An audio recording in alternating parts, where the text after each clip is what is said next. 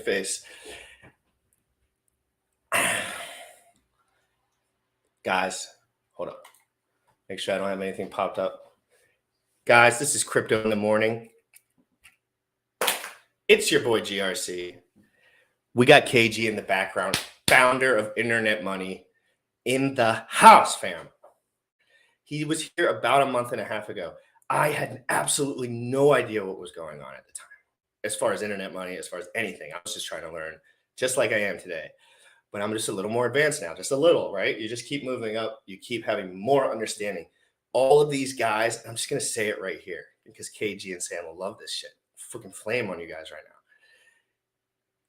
Anyone who's done honest, real, in-depth work and studying knows that when you're opening your mouth and you don't know what you're talking about, you're a clown, a fool, an idiot. Because anyone who's done really detailed, intimate research in their life understands that there's so much nuance that in 1 second of someone telling me something, I can tell right away they don't know what the fuck they're talking about. And it doesn't even matter if I know the subject. I don't even need to know the subject. So guys, I'm bringing guys in the house here that know what the F they're talking about. I don't know their financial incentives. I don't know their lives, but they write in detail. They show people, they're transparent. And it looks to me like they're trying to change the world, guys. And you know what I think about that up in here. We love that kind of action. Males taking over, leadership, guys, leadership. Remember, this isn't about software always. This is about leadership in your own life, taking control of your life. Me, KG, and Sam will be dead one day. And what are we going to do? Be like, oh man, I wish I just did what I wanted rather than not? Yeah, you don't just swing for the fences, guys. You have to, because if you're anything like me, if you don't really feel this conviction and you just want to not be like me, that's fine. But if you feel anything like me, we got to push forward. This is it, guys. We got lots of value here in the Hex Pulse RH community. Internet Money's coming in hot. Guys, new wallet in design right now. I mean, new wallet in, I guess, development would be the proper term. I'm going to poke at his brain and see what comes out, guys. I'll see you in 2 minutes and 2 seconds. Young folks, you tripping on them motherfucker. With your heart. With your heart. Bought my Hex from the fucking start. Point one every day we mark. Bought my Hex from the fucking start. Sacrificing all this bread like I'm Richard Hart. Got paid on big payday and I had a hit restart. Now I'm checking on my pulse just to check my heart. Bought my Hex from the fucking start. Sacrificing all this bread like I'm Richard Hart. Got paid on big payday and I had a hit restart. Now I'm checking on my pulse just to check my heart. Checking my MetaMask moving. Look at the Hex, he is mooning. Looking at wives they be choosing. Peter is why they be losing. Pull chains out and get me a check. He's gas up and got me a mess. Remember the times he died collect. Hex I been eating, I'm dying in the best. Getting this back like a year ago. Getting this post, I ain't letting go. Swerving the ring like a Lambo. Getting this back like a year ago. Getting this post, I ain't letting go. Swerving the ring like a Lambo. Bought my Hex from the fucking start. Sacrificing all this bread like I'm Richard Hart. Got paid on big payday and I had a hit restart. Now I'm checking on my pulse just to check my heart. Bought my Hex from the fucking start. Sacrificing all this bread like I'm Richard Hart. Got paid on big payday and I had a hit restart. Now I'm checking on my pulse just to check my heart. Richard Hart. Richard Hart. Richard Hart. Richard Hart.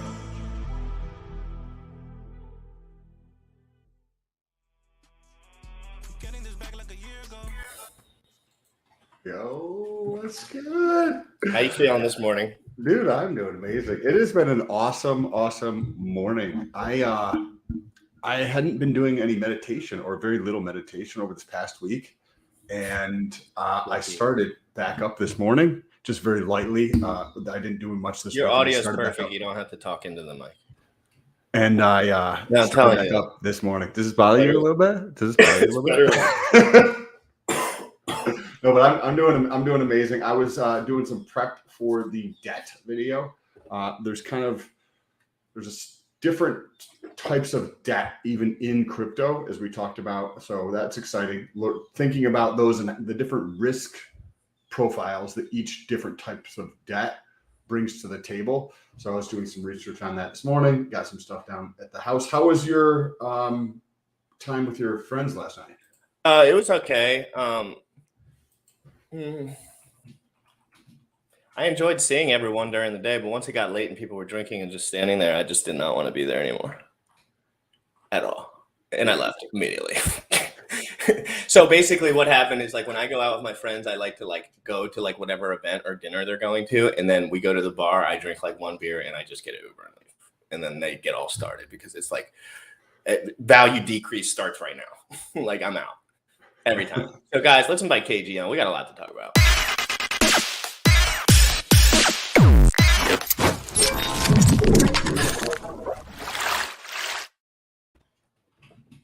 Hey, Yo, what's good, man? I really what enjoyed it. is up? It's been a minute, dude. It has. I've seen you on Twitter a bunch of times, but I haven't. How has your life changed in the month and a half since we last talked? Well, I mean, the biggest one, I know we'll get a little more into it, but we officially started development on the wallet, and that has been a very surreal experience. Wow. You know, as a kid growing up, part of my dreaming was always to, everyone wants to create an app to some, well, I mean, not everyone, but I've always wanted to create an app.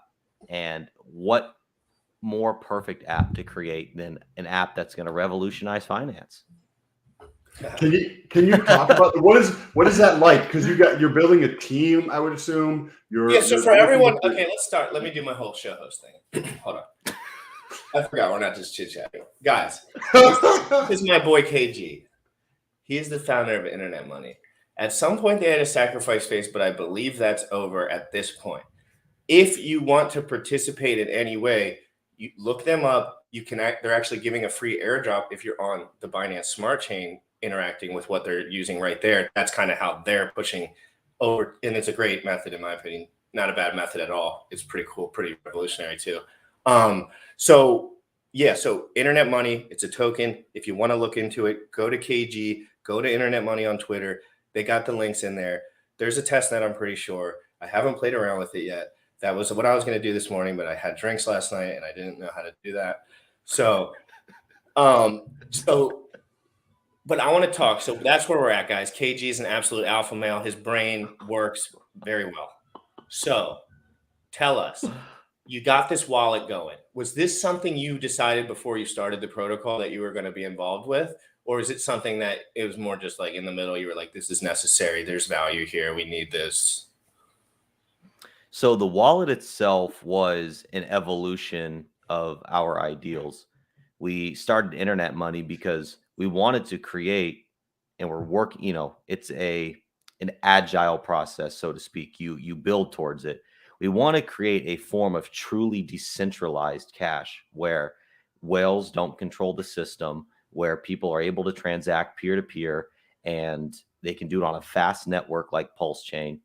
And we realized, hey, to really capitalize, so to speak, on our on the digital cash, we have to have the means by which to store and the tools to transact with that cash. So the wallet was the next logical step in that. Was, well, if I give you a $100 bill, you got to have somewhere to put it. Got to have, places to spend it. So what is that like, building a team out for that and like getting started on that process? Right? Like, I don't know anything about coding or where to even start, but it sounds like it would be a ton of fun to actually go through and put together a team and, build this idea in our mind and flesh it out to actually be like, hey, let's have these, let's go through that process. Can you talk about that? What's that like? Because that is something I plan on doing in the future as well.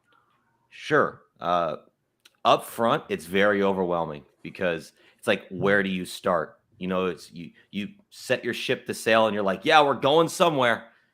So up front, it's a little overwhelming. But now that the team is actually built, the excitement has really set in because we have a group of guys who are literally like, yeah, we could probably do that. Let's dive in. We'll dive into the weeds of it. We'll let you know, and it's like great because yeah, like you're saying, the ideas and we come up with the ideas and the logic, and they take that and they put it into code, and that's pretty dang cool. They speak that language. So you have to hire developers to get this process started, or are they team members where you're giving them equity type thing, or how do you?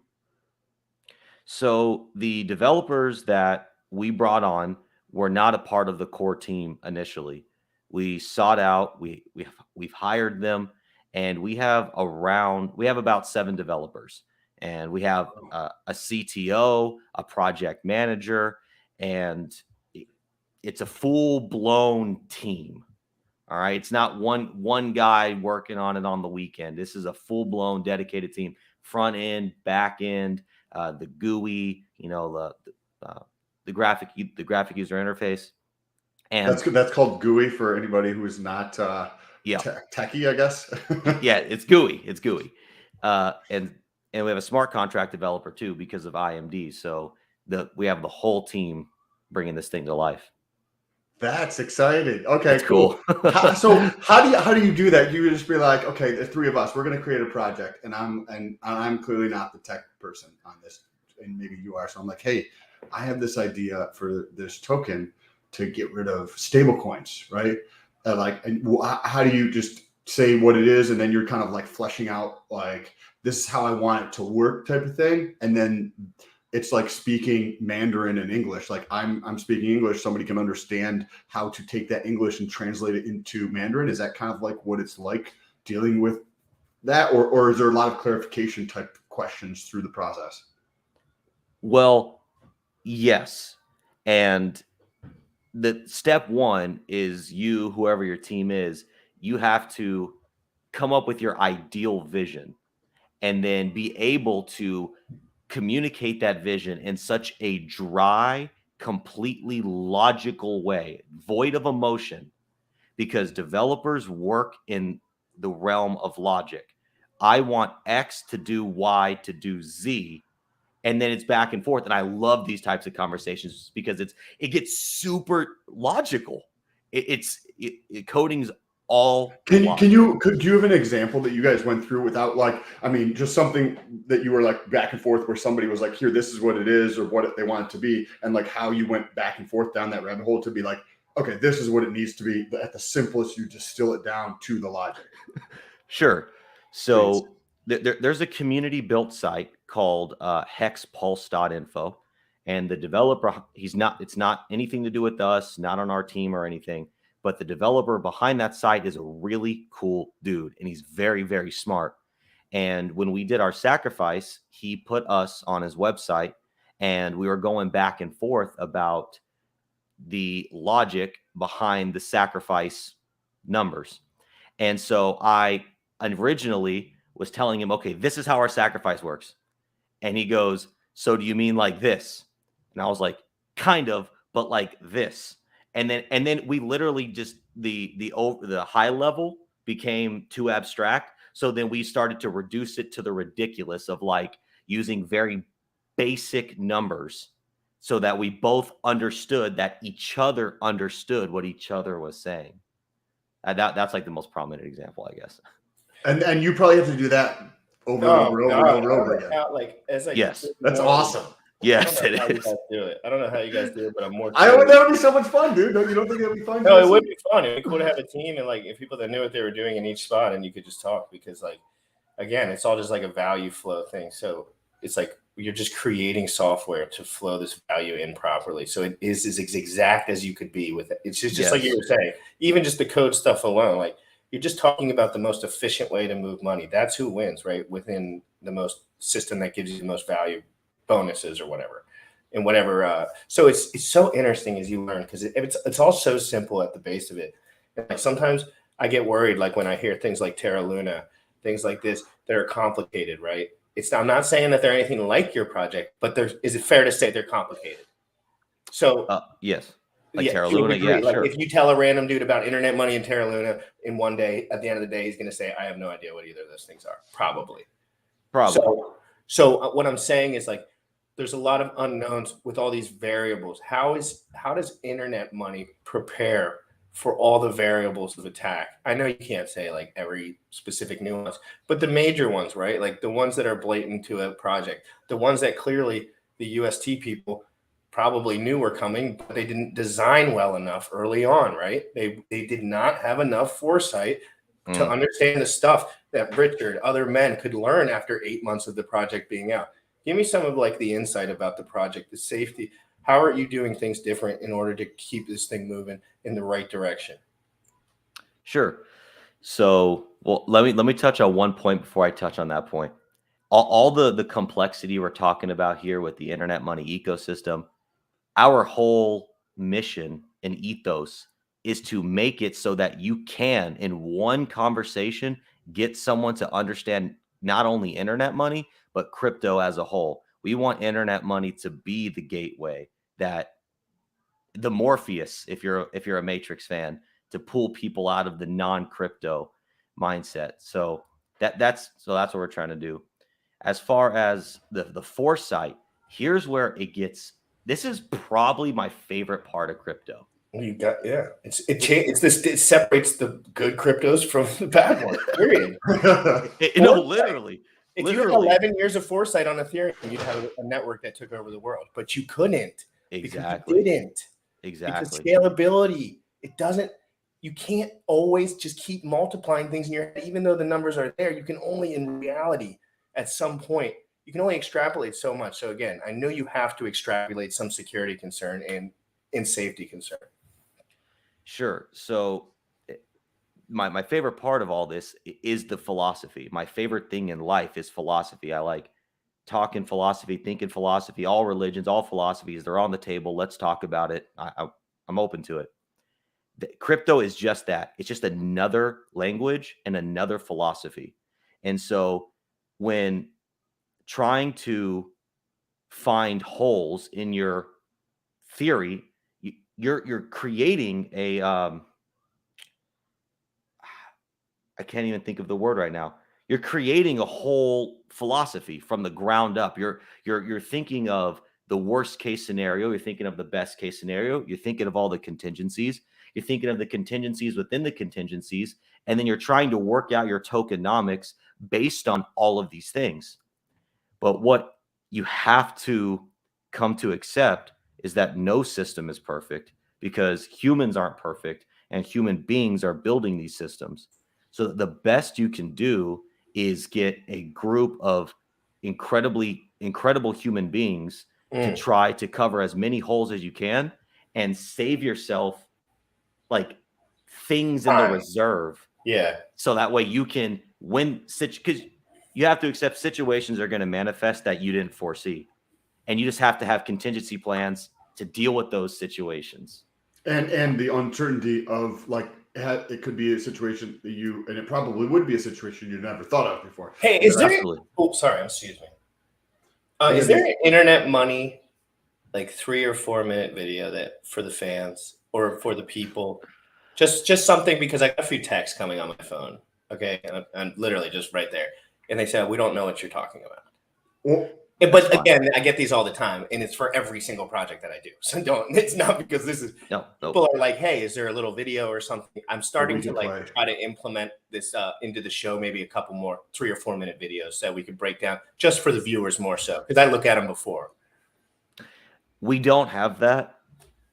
Part of what we're building, and right now we are in the complex stages of it, unfortunately, because for the people that we're actually targeting, what we have right now isn't for them. But part of what we want to build is, yes, those 3 to 4 minute videos, 2 minute videos, just clean, modern, explanatory, palatable by everybody. Can you do, because there's going to be people on here who have never heard of you before and never heard of internet money and never heard of the wallet and how everything's going to work. Can you do like a several minute or whatever, however long it takes you to get through? It can be as simple. It doesn't have to. You don't have to get into the grimy stuff. Just throw it like you would if you were pitching. Because this will give them context. People who don't. Yeah, we just want context here. Of course. So one of my favorite ways to explain it is this. All this complexity in crypto, regardless of what crypto you're interacting with, It's all one thing. It's money on the internet. Okay? That's why internet money is the simplest, most just palatable name. It's internet money. That's step one. Okay. Step two, our first crypto, titled internet money, is just a way for people to pay for goods and services with money on the internet. It's a simple code, nothing crazy, no crazy features you have to understand. You can buy it, you can sell it, you can trade it, you can send it. One day we hope that you'll be able to buy hamburgers with it. One day we hope that you'll be able to buy shoes with it, pay your car bill with it. That's the long-term vision. Okay, that's internet money. Now, we're building a crypto wallet. What is a crypto wallet? Just like a regular wallet, but you can store, instead of storing your physical cash in it or your credit cards, you store your internet money in it. Whether that's our internet money, whether that's your internet money, you could store your internet money in it. And we hope to have, not we hope, we're building towards having technology and tools within the wallet that not only make it easier for everyone to understand crypto, but make it easier for everybody to interact with their crypto, their internet money. And that's pretty much the high level overview of what we also have another coin, but for internet money and the wallet really is. So basically, and I'll break this down in you want to create a pull down browser with a wallet connected to a dApp that is the interface for internet money, which connects with the blockchain. Which connects with Pulse Chain, and I think Pulse Chain, right? It doesn't exist yet, so it's hard to say but in the future, if you extrapolate it out, that's what it's going to look like, right? You're just going to have a pull down browser, a beautiful internet money front end, and you're just going to be using the blockchain if you love that project through that project. Sure, and that's actually one level of it. Another level of it is we're going to have an Android and iOS app, and the users are going to be able to download the app, and it's going to be called, as of right now, the name we're going with is Internet Money Wallet, because, let's go. So simple, so elegant. It's just, what is it for? It's an internet money wallet. Internet money, crypto in the morning with internet money wallet. It's literally it's the morning, we're doing crypto, he's internet money, and there's a wallet. Exactly. Yeah. So when the process is going to be, you download the wallet, and there's going to be a little education on what is a seed phrase, how to safely store your seed phrase, all that. And then we're still working out the exact mechanics, but users that download the wallet are going to be airdropped free Pulse, the native token on Pulse Chain, and free internet money, our first token. So just by downloading an app, somebody is already onboarded into crypto, and we've given them the means by which to interact in the crypto space. No connecting to Coinbase, no verifying your identity, no having to swap from this to that.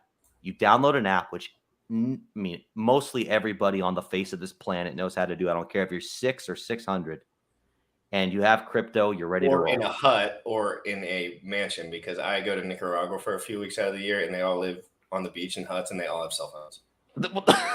Well, okay, perfect. They live in beach huts, and they just have a bed and a hut and a surfboard, and they have cell phones, and they interact with me on Instagram all the time. Perfect. So isn't that crazy? Isn't that wild? Yes. Do you think the app with the people on your team, because if you look at other parts of the world, everybody's just like, all three of us are using computers, right? But in a lot of parts of the world, this is the only thing they have. And this is going to be the only way they interact with the internet 97% of the time. Yep. And that's why the app is necessary. It has to be there. So, yeah. And for regardless of where you are in the world, or regardless of your crypto knowledge, whether you're the most inexperienced or the most experienced, we are going to make it a clean, easy, simple experience. That's it. What would make it clean and easy relative to, say, what a lot of people use as MetaMask, right? How would it? What would be different between MetaMask and like? And obviously, you're so early, you don't know. But like, what's the idea that you're like, hey, we don't like this about MetaMask because it doesn't seem simple or intuitive or whatever. Let's make it even better for the user experience. Sure. Well, first of all, MetaMask doesn't give you free money. That's big thing number one. Second of all, look, I'm not going to knock MetaMask completely, right? They do a few things well. The custom RPC settings, you gotta love that about MetaMask. What So- can you? Yeah, I'm sorry. we're What is newbies. that? Yeah. Sure. Okay. Sorry. Not non-tech people here. Okay. So when you're using MetaMask, you have the ability to connect to other blockchains because there are several blockchains in the crypto space. And though, in order to connect to those blockchains, the blanket term in the industry is RPC settings. That's the same for StreamYard. If I want to add other front ends like the other stream links, you can just put the RPM set or something settings into your other one, and it'll jump over and go between. Exactly. It's the same thing. Exactly. I realized that. Exactly. So it's just connecting to different networks. Is there a way that you're thinking about making that? So I'm like when you connect to like the testnet, right? So you click over to add the testnet, and then there's like 7 fields you got to fill out. Where like that for a large portion of the population is a daunting task. Oh yeah. Yes, correct. Boom. What Yeah. just happened? 7. Holy, definitely can't do this yet. So is Yeah. there a way to make that simpler or easier, more elegant? So it's just like, what network do you want to connect to? Here are the top 20 networks or 7 networks or whatever. Just click on it and Well, that would just be the smoothness of the front end, right? Yeah. Why not just have a drop down menu with preloaded and pre-supported RPC settings for blockchains? yeah, like that's Why not just like I common know. sense. StreamYard is dummy proof, literally dummy proof. The only thing, I promise you, I've done everything basically in StreamYard at this point. The only thing that's not dummy proof is getting those RPM or whatever settings from other things. And you got to like dig through the setting. Like it's hard to find. Like it's not very intuitive. If I wish they had a front end block and it was just like, we got Rebot here, we got this stream here, we got this here. And you could just click it and it would just sync up. But I think they're all in cahoots with each other too. So they don't necessarily want to advertise for each other. But this is a little different because that's just different genre, obviously. So is that what you guys are gonna? The intention is to do something like that. Yes, that's one of the things that we're trying to build. And obviously we're not going to take away the ability to add custom settings because we want to limit people. But if someone's trying to connect to Ethereum, Pulse Chain, Binance, the big ones, why not just have those preloaded? Or if our user base says, hey, look, we're 90% Cardano users here, which is another blockchain. Why not support Cardano? Well, because Pulse Chain is our home. Pulse Chain is where we're starting, but we have aspirations to support as many chains as possible because we're trying to give people the means by which to transact where they want to transact. We're not stopping at Pulse Chain. And have like not because isn't MetaMask centralized, so to speak, in a sense where internet money wallet is not going to be centralized. Can you talk about that briefly? Well, the way that MetaMask is centralized, and we could deep dive on this, and I can even afford to deep dive a little bit more on this myself. But the way MetaMask is really centralized is the way that it communicates to the chain, and that is through a software called Infura, which is owned by a company called Consensus, which in turn is owned by JP Morgan Chase. For those that don't know, is a major financial institution. So because they have the ability to, turn that technology off or restrict certain areas from using that technology, which is what makes MetaMask inoperable. So unfortunately, at this current time, we're still bound to that technology. There are some other options. There's another option called Alchemy, but we're still bound by the existing technology. One thing that's on our longer term roadmap is to build our version of that and make it decentralized, not owned by a major financial institution. But the wallet is going to come first. So, Oh, that's interesting. Thanks for clarifying that. So the backbone piece is like AWS type of thing that a lot of companies use instead of setting their own shit up. And that's kind of like whatever the name was, Consensus or whatever I think you called it. Is that Infura? That's the software that's being used. Does that software allow, is there any way to track stuff through there where they could pull data out and then try to use that data, whether they're selling people shit or like KYC type of stuff by using that data? Well, probably. I mean, but you don't KYC on MetaMask, so they might just be able to, maybe they log your transaction history. Like, I'm not exactly sure on that one, to be honest. Yeah, that's good question though. Interesting though. Yeah. Okay. Cool. Let's talk back about the wallet and some of the other cool things we're working on with the wallet. I'm excited to learn about those because I'm new in crypto, but when I go into the wallet, there's not like I would like to be able to see like transaction history or like how much I paid in fees or some things that you would just think that it would be like, why isn't this done? Yeah, it's been around for 13 years. Why isn't this in the app for this kind of stuff? Like, what are some of those ideas that you guys are thinking about? Like all of that. But we have, okay, so like the way that our development team works is we're doing a development style called the agile process. And you basically brain dump all of the features you ever want to see in the course of the history of this thing. And then as the weeks go on, you hone in on the features that are important right there and now. So, I mean, we want to do everything. We want to take from all the wallets what we like about them and what we think they're lacking. So things you mentioned, easy, clean methods to export your transaction history for tax purposes. We want to, like we said, be able to connect the chains natively just by dropping down. Why not a dollar cost average for the tokens that you've purchased on there? Just all types. I mean, there's a lot of things, but just how does that iterative process work, right? So you're like, hey, we've checked out 47 different wallets, and we also have these other features about real quick before he answers that question. Thank you so much for everyone in the comments. Thank you, Don, for helping everyone in the comments. Don's been answering everyone's comment pretty solid in the comments, answering everyone's questions about internet money and some of the specifics. Thank you very much, because I've been trying to pay attention as much as I can. Guys, we're talking right now to the founder of Internet Money about the project currently and his future projections and plans for the project. If you don't mind, I'm going to post a link right now to the bottom. If you could share this out, please do on Twitter, and smash the like button right now. Hit the subscribe button.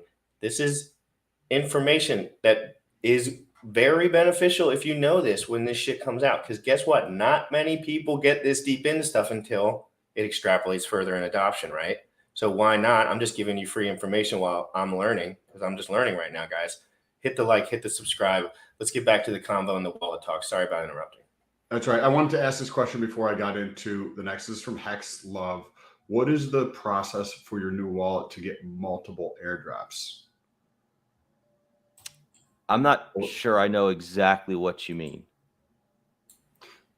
I don't know. I don't understand. I think, hold on, let me read it again.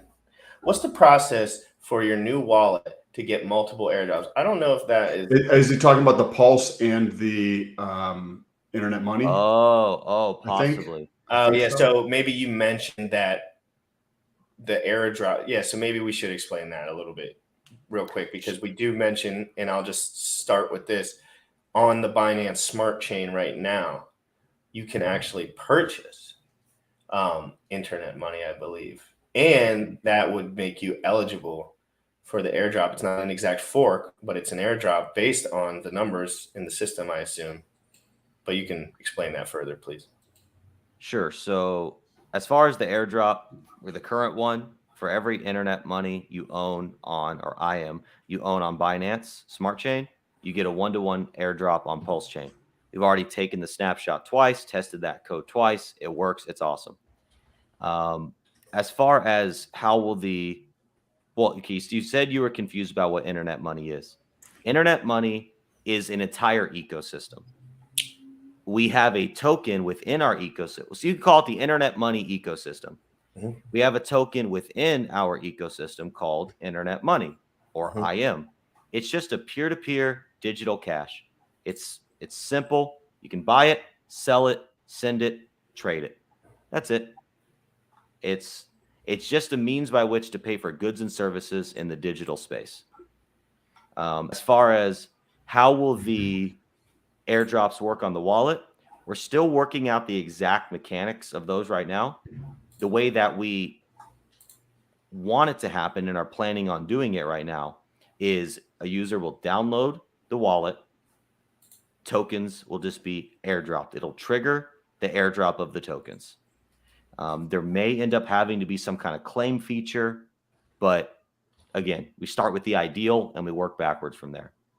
So, yeah. So you I was reading some comments when you went through the first part. The Sure. Binance internet money token. If you're holding that when this launches, then you get the tokens for that as well, for the wallet or whatever. No, so we're going to launch internet money IM on Pulse Chain, and if you hold IM on Binance Smart Chain right now, when we launch on Pulse Chain, you will get that exact amount airdrop to you on Pulse Chain. Gotcha. I was reading comments. Real quick, because we have I love to get the gains clubs always. So will internet money be running their own Ethereum node, Pulse Chain validator, and other network nodes? Question mark. As of right now, no. I don't know much about it. Yeah. Our focus is this wallet. Getting this wallet, making this wallet the best wallet in crypto. That is our sole focus. Anything outside of that right now just takes away brain power and resources from making this as good as we can. We are laser focused on this objective. Hey, thank you for the honesty.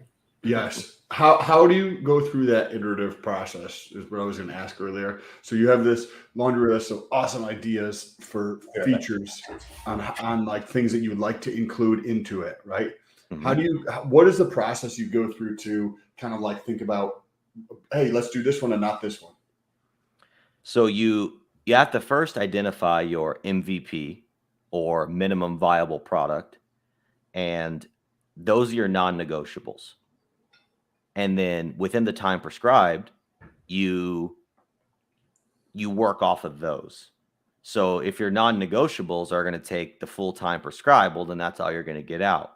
But if windows of opportunity open up to say, hey, we have X amount of time, we could, fit this in. What's the next layers of importance? So. And putting them into like segmented buckets type of thing almost, or like, hey, these are what we're definitely going to do. And then, the next layer that you might like to actually see if there's opportunity there, or these several things. Do you have a time frame of like when mentally you're thinking about launching? Because obviously we know you can come into issues and things can come up and life can come up. Is there an estimate or an idea in your mind of like, hey, we're thinking about potentially this time frame? Yeah. So we've actually been given a development or a quote by our development team that we should have version 1 of the wallet mainnet live working 8 months. Dope. Wow, that's a lot longer than I was expecting. But I'm sure there's a lot of work involved. But mentally, I was just like, I didn't have any framework to like base this off of. So 8 months in my mind is like longer than I was expecting mentally. Yeah, we're going through right. It may actually be. I mean, it's less than that now because when we officially made the announcements, it was 8 months. But we're going through what's called the discovery phase right now, which is the first step of the development process, at least in our case. And this is where you curate the vision, curate the roadmap, and you develop your game plan when you start clacking the keys, so to speak. Is there some, like, who's kind of like running the show, so to speak? Because when I've worked in teams, it seems to be best when there's like somebody that helps or has done it before, or a third party that says like, hey, I'm going to come in for a couple of days and help through the process of like, this is what we're going to work through. Or how are you guys doing that exactly? Is there somebody running the ship, or is it more so everybody's just on the same exact page and it makes it way easier? Or like, how, you know what I mean? Because there's different issues that might come up where people butt heads, and not necessarily, but it's a possibility, right? At this point, it's exciting. Everybody's new and all that kind of stuff. So that might not be the case, but as you move along, certain things, can be entrenched, or there's a status quo that people kind of set themselves into. How do you guys approach that? So, actually, Jim Rat Crypto shouted out Don in the comments. Don is actually the co-founder of the project, and something a lot of people don't know is actually my father. So it's a father-son thing going on, and so we're the leader, the helms of the ship, and so everything ultimately defaults back to us for final approval. Now, if our development team says, hey, you're trying to shove a triangle through a circle, it like literally doesn't work, it can't be done, well, then okay, we trust these guys because they're the professionals. So really, the overall, like, we have a good synergy in our group. I mean, yes, maybe you call it the honeymoon phase, I don't know, but it's just like we've already kind of encountered awkward scenarios. I'm not going to go into it because it's just, whatever, but awkward scenarios. And we all communicated incredibly, came to a consensus, and are still moving forward. Now, are you talking about in particular those two developers that it seemed like had to separate from your team for whatever reason? No. I just saw that because on the Telegram. Jim, you probably missed it right before you walked in. Don, who we just shouted out. Mm-hmm. KG, can you tell him who Don is? Who's Don?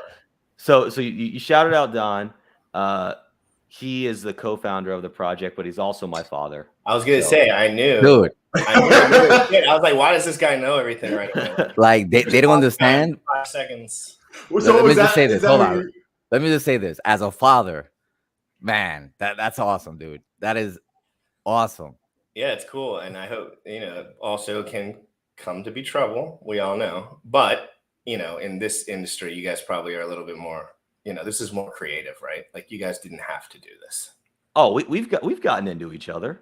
No, of course, but I mean, this isn't like you and your dad. Like, hey, Sonny, we got to. Hey, do you want to share anything embarrassing about your dad while you're here and he can't respond? Oh, you know what? No, I'm gonna let him have a good day. That's I'm gonna let him have a good day. I thought of something, but it would just, I'm gonna let him have a good day. I'm gonna let him have a good day. Thanks, Don, for all you do. Don't worry, guys. This has been absolutely incredible. It's only been 40 minutes. We got a lot more to talk about. We covered a lot about internet money, guys. And at the end of the day, if you want to research internet money, it's pretty clear cut. You can go to the Telegram. You can go in there. There's lots of information there. We'll post that below real quick. And you can probably DM KG. He'll probably get to you at some point. Like, if you have a real question, like a real actual question that has because he's willing to answer real actual questions. And, for all the S that people get about starting these projects, which I think is ridiculous. You guys are really showing your faces and answering questions, which is like, what else can you really do, right? Like, you could hide and even answer questions from a non-face, like face-to-face way. But at the end of the day, you knew that this would probably be the best way to do it, is if you were talking in person with people. And that's what I like. You were thinking about that. You didn't have to talk to everyone, probably. Like, I'm sure there's many projects that people don't but the sacrifice is over. This is your pride and joy. And that's what I want people to understand. Like, when there's creative energy flowing and it's not by necessity, right? I'm going to assume this was not the only way you could put bread on the table.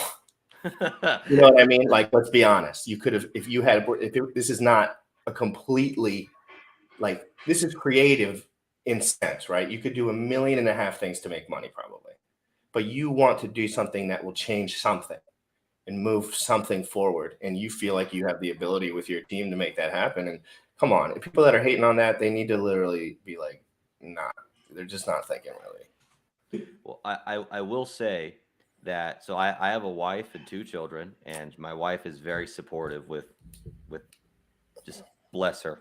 She's so supportive. I gave up a real estate business that I've been running for 5 years to pursue this. And I put it all on the line for internet money. So well, that's what you got to do. That's how stuff is born. That's how Crypto in the Morning was born too. Whether or not it's totally different things, but I was just like, my time is more valuable at this moment in time right here rather than right there. And I want to do everything I can to do that. And I was waking up at 3 a.m, studying for like an hour or two, if I was even focused, going to work from like 6:30, getting home from the gym at like 7:30, passing out and trying to catch up with the internet wave of like crypto. And it was just like, dude, you can't sleep. Airdrops I'm missing. I don't know what a T-share is. I'm like, what is going on? Like, everyone's getting rich and all the people I'm talking to are getting poor. And I was just like, I need to jump ship now. And you got to sometimes just chop it because it'll force you to throw fucking haymakers. You have no choice. When your ass is against the wall, you're either going to die or you're going to fight. And it puts men in really good positions to work. It's a work incentive. You can almost like create an environment to actually push yourself by putting your ass on the wall. It doesn't necessarily mean like all your money's gone, but like quit your job, man. Just cut the cord. And of course, if your kids and family are involved, you would have to have that conversation over many days and months. But you know what I mean? Like, he knows his potential and he knew it wouldn't be unleashed. He knew it would not. You have to cut the cord so you can move sometimes. And he knew, doesn't matter how smart I am or how intuitive, if I don't put 12 hours a day into this, it's not going to work. You probably knew that intuitively. Oh yeah. But the thing is, everything you just said, yes, preach, bro. But when you find the thing, I could work every hour of the day, and this isn't just trying to be cliche. I literally don't feel like I'm working, and that's not because I'm not working. I am. I've worked more hours on this than I ever have anything else in my entire life. But it's literally so enjoyable that I'm just in the shower. Okay, we're gonna come out with the new announcement soon. I can't tell you yet because it's premature. But literally, I was in the shower, struck by inspiration. I got out. I was like, Don, you're never gonna guess what I just thought about. He was hyped. It was amazing because I can't stop thinking about it. I'm thinking about it all day, every day, and it's like, it's amazing. I don't know if I've ever felt like this before. Yes, dude, you're feeling what men were meant to feel in their lives. Men are meant to feel that way, but we're told that it's not that way, right? Like, a lot of people probably told you to stop when your instincts were telling you to run and go do something else. They would probably say, hold on a second, you're thinking not clear, but really you were thinking more clear than ever. You were just trying to break out of whatever mental holds you had left. And you probably had to isolate yourself a little. Like, when I made the jump, I just stopped talking to everyone for like months. Like, because I was like, everyone doesn't know what I'm going through right here. Like, exactly. This isn't what they're going through. This is me. They're like, you're going to run out of money. I'm like, I tell them the numbers. I'm like, I'm not going to run out of money. They're like, okay. But like, they're still like, you need a job. And I'm like, but why? But why? Exactly. But I'm like, but why? Why do I need the job? Like, and they're just like, because you do, because if you don't, then I'm like, what happens?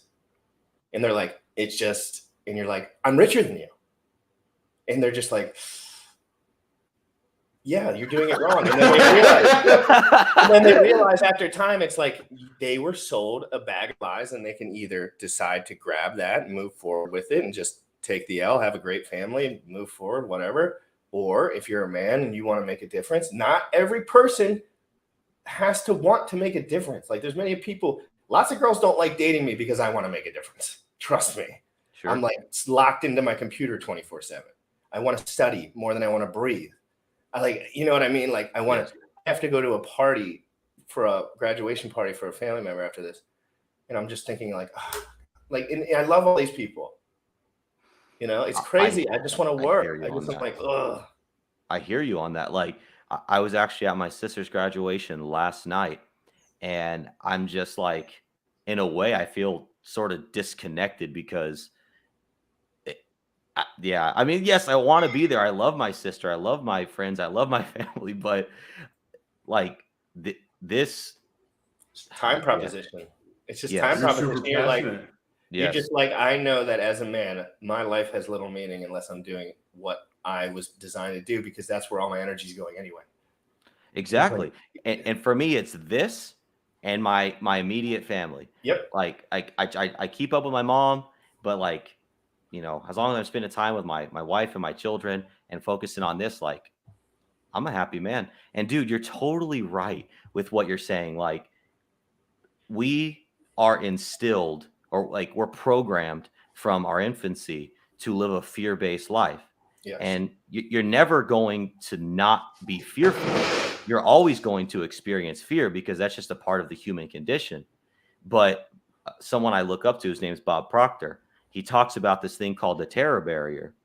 And we approach the terror barrier on all the time. And the terror barrier does two things to you. You hit it and it deflects you back into your comfort zone, or you somehow, it's different for every person, you crash right through it and now you're on the other side. And whatever your fulfillment looks like, it's different for every single human being. But whatever that means for you, if you follow that, it's just magic. The words escape me because I can't. It's an experience only. I can't describe it, but you will know when you know. Yeah, I like the way you put that, KG. Like, once you're there, it's hard to describe, but you're like, is this? I think of it as kind of like retirement. Like, you just get to do what you want to do every day. Fuck. Me too. I'm so retired. It's ridiculous. People have no idea. Like, dude, I could live off $800 a month. I'll do it for the next 5 years. I don't even have a girlfriend for the next 5 years. I could give a rat's ass. This is so monumental in history, this technological wave and entrepreneurial opportunity that's happening right now, that any man with any prominence and leadership will really want to get involved in this, because they know it's going to happen with them, or with or without them. Internet money's very sure that crypto will move on without him. I'm very sure that crypto will move on without me. Yes. So I would like to be on the road so I can invent and I can think on my feet. I can be ahead of the curve, because my whole life I was told the last leg of the information. I was the last guy on the telephone list, right? Like, it was like the government, the schools, my family, the doctors, and me. And then take the pills, young man. And I was just like, yeah, you know what I mean? And then they were like, go to school, take $400,000 in debt. Obviously, I think my parents were pretty much willing to pay for my school, but that was not my story. I didn't go do all that shit because I just was out of line at that time in my life.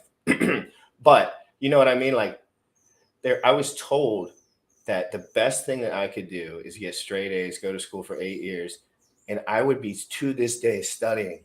And I've learned more in the last year and made more money with no overhead than I could have ever imagined while sitting at my desk. And I never in a million fucking years knew everyone was lying to me so heavy.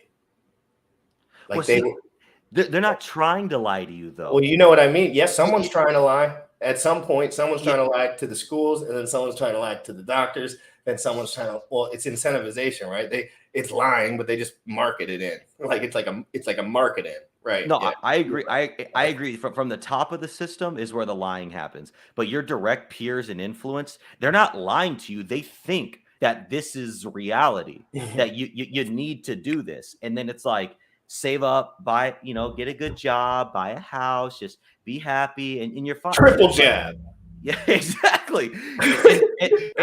And then you start going up, and they're like, no, get back here, because if you succeed, you destroy every paradigm. No, please. Exactly. Dude, you just nailed that, dude. That's what it is. It's like, they're so like, oh no, I spent 40 years on this. Exactly. And I was talking to my secretary before I kind of moved on from my job at the time, and she was telling me about Ponzi schemes and all her life history, and I was just like, you're wrecked. Like, in my head, I was just like, she believes in the government. She believes in what she's told is the right thing. And I'm not saying She trusts the doctors. She trusts the pharmaceutical companies. She trusts the people that are writing the research papers. She trusts all of it. And I trust none of it. So we're on different ends of the spectrum on that. I just tell her where we disconnect is you think people are being honest to you. And I do not. And that's really it. Like, at the end of the day, that's it.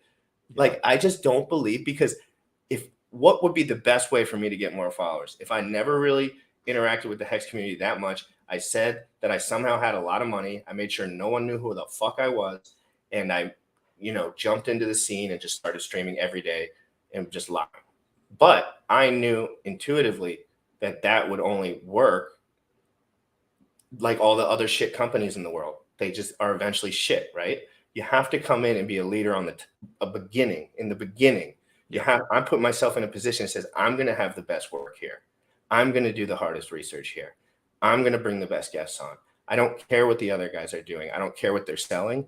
I don't care what their incentives are. I'm going to push right through all that. Like, right through it. Like, instead of just working in the same pond as everyone else, I'm just going to a different pond, like a bigger pond.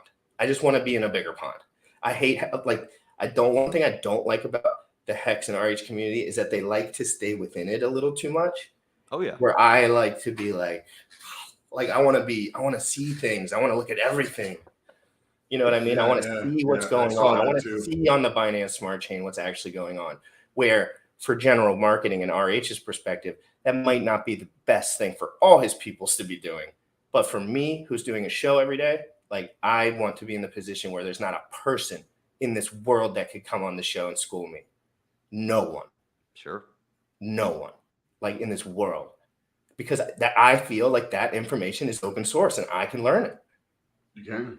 Yes. Yeah. When you were describing, like, or maybe it was KG, as you're trying to go up and then people are pulling you back down, there's a interesting cliche of like crabs in a bucket. So if you put a bunch of crabs into a bucket, they're trying to get out, right? And as somebody gets towards the top of the bucket and like climbing on each other to get on the top of the bucket and gets to the top and gets to the edge, the other crabs will reach onto that crab and pull that crab back down because they're trying to get out and make them think about that. And when you were mentioning it, it made me think about that, because there's like that journey that's happening in everybody's life that is independent from everybody else, but also at the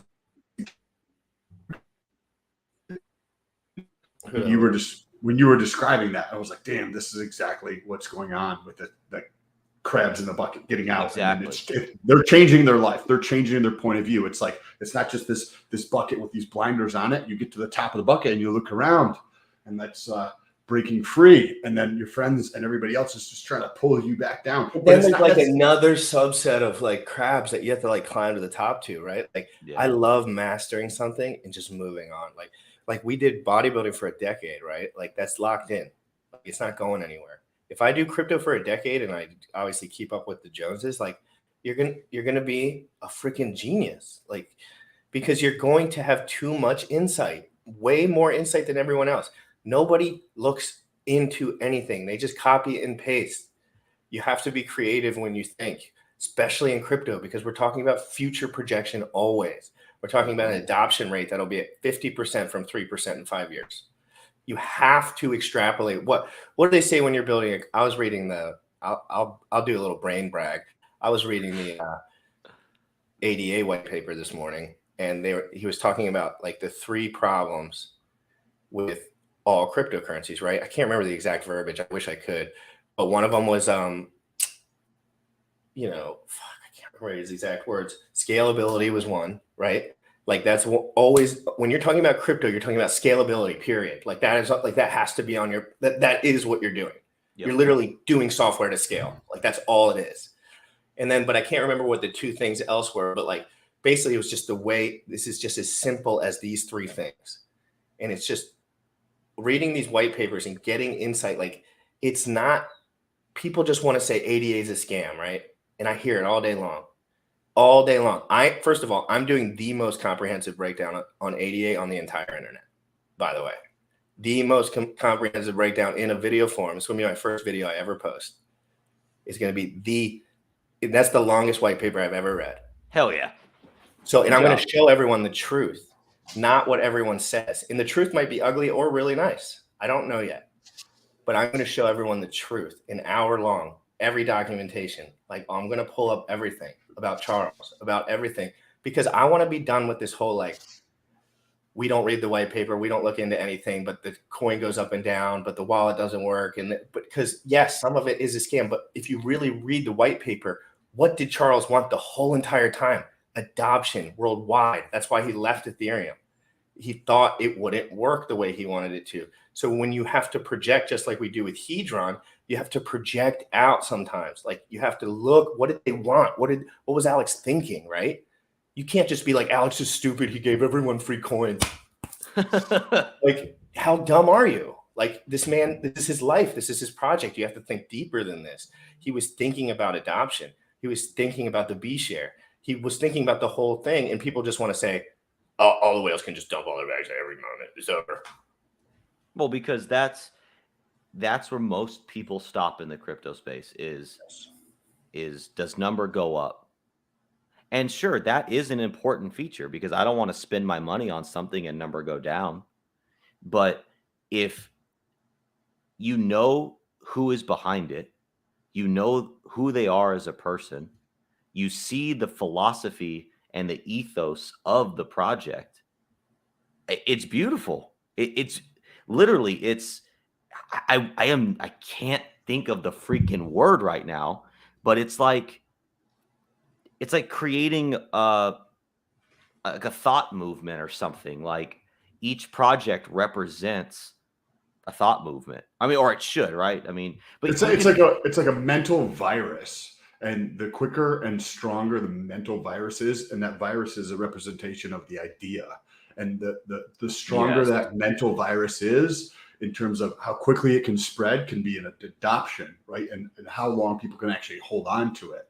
And that's at least how I like to think about them, is like, these ideas come forth and it's just an idea, but then the charisma or the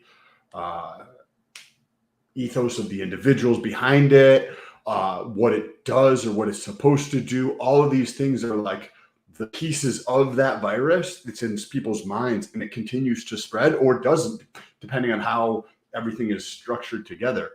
It's super interesting way of thinking about it that I like to utilize what you were describing to think about how things are actually spreading from an adoption standpoint. When I look at like macro level data, it's to try to understand that piece of it, to understand what is actually going on at the macro level. How are people seeing this?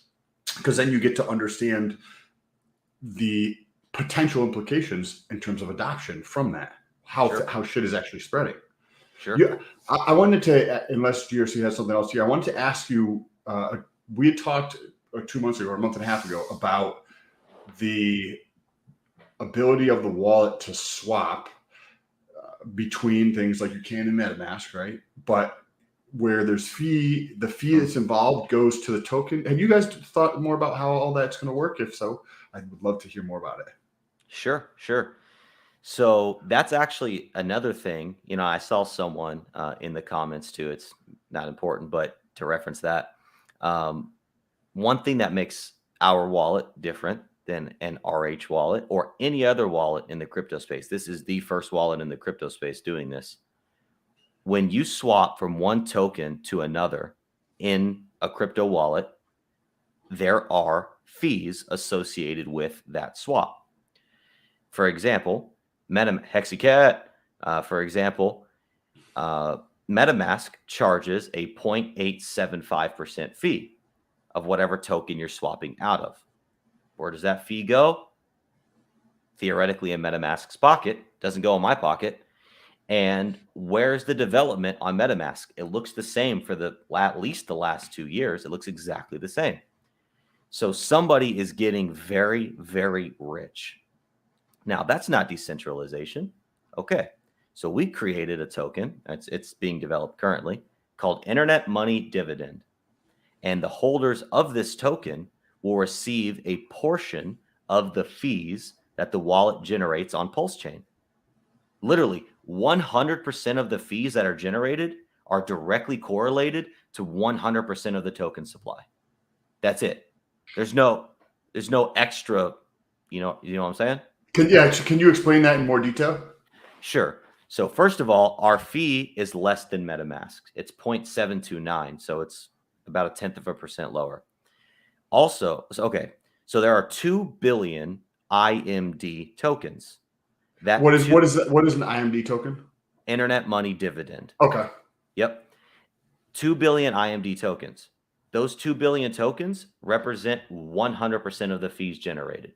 So your portion of your holdings of IMD equate to your portion of the fees that the wallet generates. So this is a separate token because you have the IMD token currently that you can go purchase. I'm sorry, IM. Okay. So these are that one is just there's not anything associated with it as you mentioned, and this one that you're coming out with. How is that going to be distributed? That was so we held a sacrifice. And for those that don't know what a sacrifice is, it's kind of a fundraiser, so to speak. But it's a sacrifice because you had no expectations of what was going to be done with those funds. Now, the sacrifice set were allocated 79% of the supply of IMD. And there was 21% that the sacrificers had no expectations of. So theoretically, the people who sacrificed are getting 79% of all the fees that the wallet generates. Wow. Is there that could be very substantial with, as you're adding on, other, especially if there's adoption on other chains as well. Like clearly there's going to be the biggest market is going to be Pulse. Well, and to clarify that, so right now, if you hold IMD on Pulse Chain, you only get Pulse Chain fees. When we launch other chains, we have plans to launch IMD on every chain that we support. So that way you could literally have a portfolio of like, okay, I have 10% on Ethereum. I have 2% on Pulse Chain. And so whatever chain you're more bullish on and whatever chain, it's crazy. The game theory there is mind-boggling. But yeah. So what are how are the fees like so on Uniswap, right? If you're on Uniswap and you're swapping, say, from USDC to Hex, you pay the fee in USDC. Yep. So when it is done through an app, is it going to basically be routed through Uniswap, or how does that take place? But also, is the fee paid in terms of the same structure that it would be with Uniswap? So let's talk in terms of Pulse and Pulse Chain. So a wallet effectively acts as a front end to the decentralized exchange, like Uniswap. In this case, it'll be PulseX. So you're still subject to pay whatever fees and whatever structure PulseX Uniswap has, because that's not us. There's no way around that. When you use a wallet, you're paying whatever is on top of that. So look, full transparency, you should never use a wallet to swap. Okay, I can shoot myself in the foot. That's fine, but that's honesty. Adoption, and the people that don't care about that information. The guys like us will already know that information. The general public will use the function as used. Yes, exactly. I would never do that because I already know. There's not a MetaMask in the world I'm going to swap on. They just rip you in half. But I'm not offended. Exactly. But I used to because I didn't.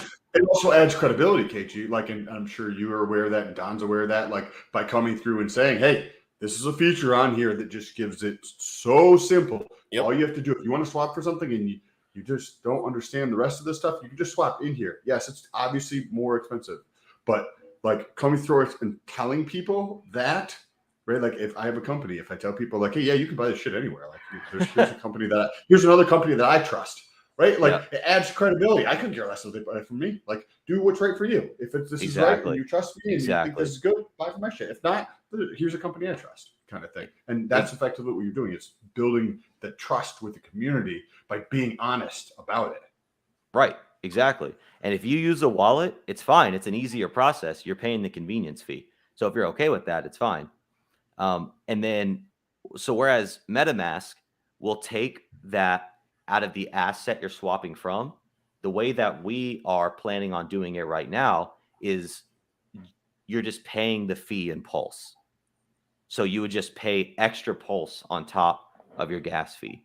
So if you swap $100 for something, you're going to get that exact amount, which actually puts a sell pressure or a buy pressure on Pulse, which is kind of cool. But then it also means that the dividend token is going to earn Pulse, right? Yeah, oh yeah, holding IMD equals passive income in the form of Pulse. That's and then check this out. When we have IMD on Ethereum, holding IMD equals passive income in the form of Ethereum. Go ahead. Go ahead. I love this. It's not only is it the first token that, okay, quote me, we are the first token tokenizing wallet fees. If you heard it anywhere else first, Internet Money was the first place to do it. Okay. Second, we are one of the only tokens that yield you passive income in the form of the blockchain's native currency. And we are the one of the only tokens, maybe the only one that, not the only one of the only tokens that doesn't put sell pressure on its token. So we're not minting more IMD to pay the yield for IMD. IMD supply is 2 billion forever and always. So as the demand increases, the price of IMD is going to increase, and it never gets diluted, ever. It puts sell pressure on the native token, which isn't even a real sell pressure because everyone needs gas. So if the chain is successful, that passive income is successful. It's amazing. It's amazing. I love it. This is I'm like hearing your excitement and your passion behind it, and it's contagious. I love it, and I'm like, oh, this sounds like a super interesting, thing that I might want to hold some of. And I'm like, I wonder how much of that will actually be on the DEXs to purchase, because I mean, it's like if people get into crypto, right, for a bunch of different reasons, but like one of them is to make money, right? And then if you think about like how you could build a passive or relatively passive or very passive, depending on how you do it, in crypto that supplies, how much money that you want to live on a monthly basis, this could be a portion of that to just generate those fees.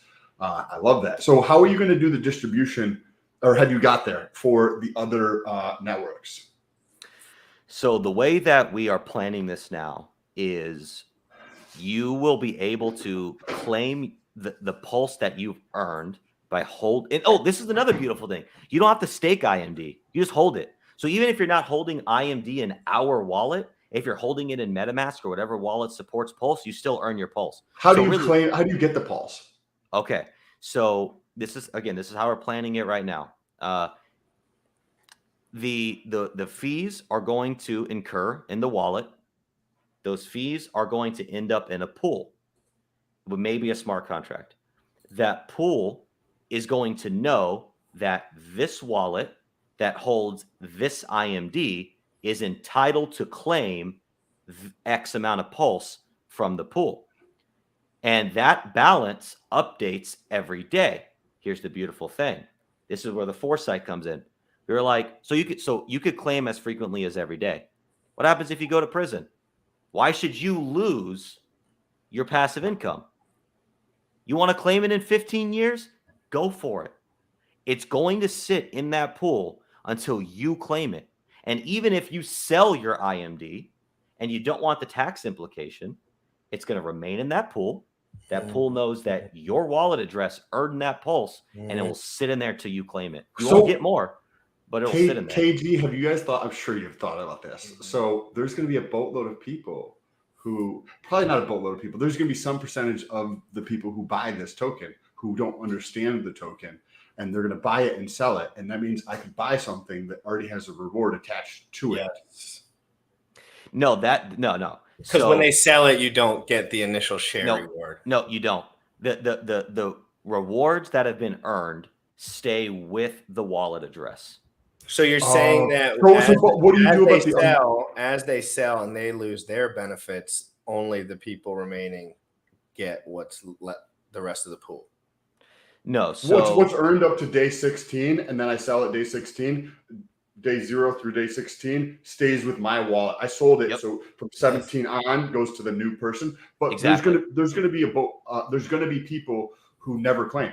Have you Yep. considered the pool is just going to grow over time then? Yeah, so we have thought about this and we're still working through the mechanics, but we're kind of thinking, okay, well maybe we're just a protocol that removes native currency out of circulation, because we can't technically say, oh, you have maybe at that point we would have to put some time limit, like maybe after 50 years or whatever, but we want the person that doesn't want to claim it for years to be able to do that. So theoretically right now the solution is, hey, you're welcome. We just took some out of circulation. That's cool. Okay, so that's just fascinating. I love this. Okay, so Ethereum, you're probably going to launch there next, I would assume, after this goes through. Ethereum or Binance? Okay, what is the distribution for those tokens on those networks? Before you answer that question, guys, go ahead and smash the like, smash the biceps in the chat, but make sure make sure you smash the likes and the biceps in the chat for KG, guys. Yes. Let's go. Definitely. So okay. Be right back. I gotta pee. Okay, so go ahead. How do you guys put, and obviously I know things can change. This is not like 100%, but where are you at thinking wise on how the distribution on say Binance might take place? We will probably do another sacrifice. We may or may not do the same 79%, but where it gets a little interesting. Okay, so let me just confuse the cojones off of everybody here. There is another token called CIMD, which is literally certificate IMD. Okay, that's going to exist on Pulse Chain. Basically, our goal is to release it in the first 48 hours. It's going to be there early on. It's already ready to go. It is holders of the CIMD token so those are going to be dropped to the sacrifice set. They will be airdropped their IMD at the time that IMD launches. So it gives a layer of game theory, because if you want to sell your sacrifice position, you would sell your CIMD and you wouldn't get your IMD when it launches. So you could sell or acquire a greater position before the wallet ever comes into play. And now here's the beauty. So the reason I bring that up, we may airdrop on when future chains come into play, we may airdrop holders of the CIMD token a portion of the new IMD, giving our third token a speculative utility forever. That okay, so the first token, the one's on Binance. The second token would be the certificate one, which converts basically. Is that under my understanding correctly? That CIMT converts to the dividend token.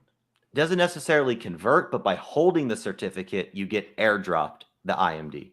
Does the certificate token go away, or do you just sell it, or how does that work? See, you hold it, and we're thinking of ways to give it value, and one of those ways is that'd be a great set to airdrop new IMD to. So maybe a portion of the new IMD supply will go to CIMD holders. Maybe a portion could be for sacrifice. There's just a lot of things we can do. I hope you guys have massive success with this, because this is awesome. What is it? How do you see the roadmap for development? Like you just mentioned, MetaMask. We probably all have MetaMask who are watching. The 92 people, probably most of them have MetaMask.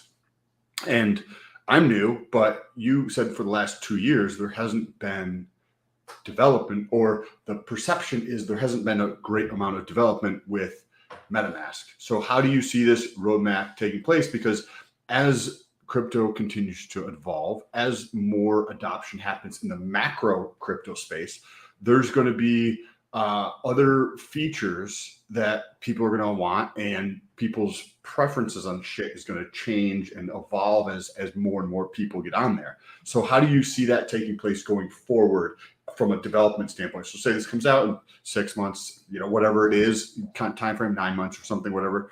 How do you see that going forward from that standpoint to add new features to it? Sure. So we are working towards our MVP, our minimum viable product. And that's version 1. So in version 1, you're not going to see a lot of these crazy features, right?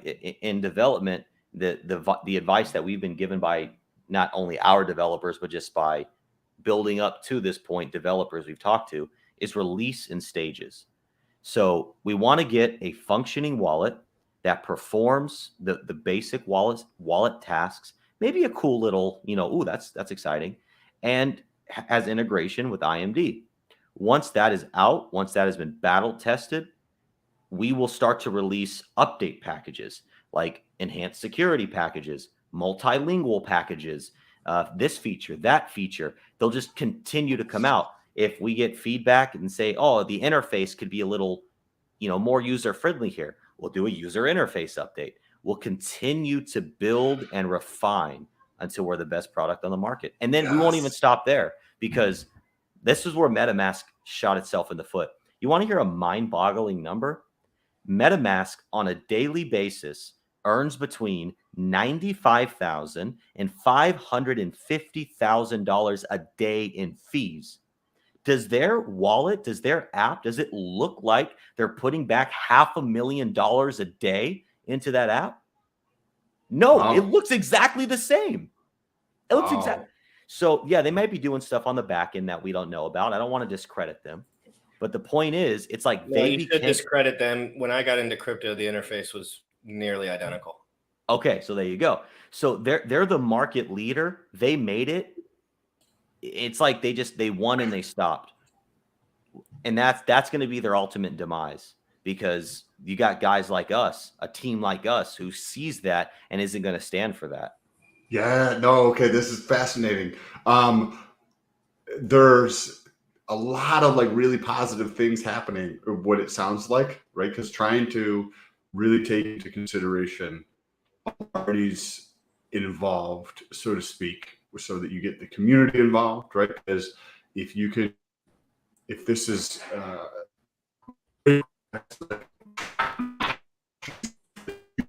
your mic's fixed on.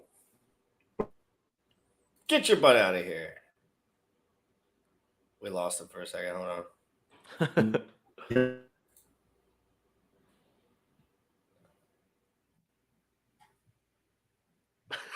So what? You got any questions about anything? He'll come back on in a second. You just working, man? Yeah, just working, finding the family crypto balance, man. Kids, they're a whole just nether dynamic, man. It's just I can't even explain it. It's an experience. Happy Ketchup. I like your name. I like the simplicity. Yeah, I mean, the simplicity is nice, but it could be nicer. Like, I mean, imagine the best interface imaginable. How dope would that be? It's easy to say like Bitcoin's great, Bitcoin is great, but the 4-hour transaction times are a negative externality.